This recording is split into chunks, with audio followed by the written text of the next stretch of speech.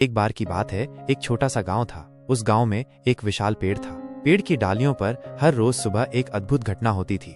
पेड़ पर एक पक्षी आता था और एक चमकदार पत्थर को डाल पर रखकर उड़ जाता था। गांव वाले इस पत्थर को देखकर हैरान रह जाते थे, लेकिन कोई ये नहीं समझ पाता था कि ये पत्थर कहाँ से आता है और पक्षी इसे क्यों लाता है।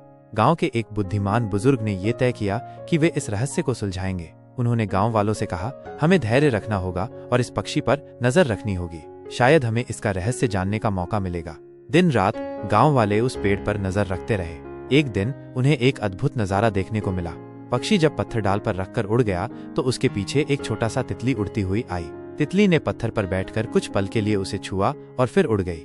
बुजुर्ग ने तुरंत समझ लिया कि इस पत्थर में कोई जादुई शक्ति है। उन्होंने तितली को पकड़ने की कोशिश की, लेकिन तितली उनसे दूर उड़ गई।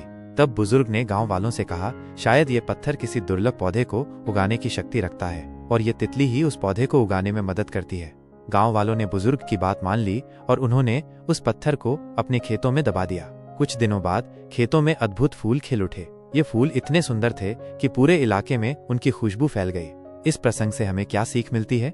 धैर्य रखना। हमें हर समस्या का हल तुरंत ढूंढने की कोशिश नहीं करनी चाहिए। धैर्य से काम लेने पर हमें सफलता अवश्य मिलेगी। प्रकृति का महत्व। प्रकृति में कई रहस्य छिपे हुए हैं। हमें प्रकृति का सम्मान करना चाहिए और उससे सीखना चाहिए। एकता की शक्ति। जब हम सब मिलकर कोई काम करते हैं तो हम बड़ी से बड़ी मुश्किल को आसानी से पार कर सकते हैं।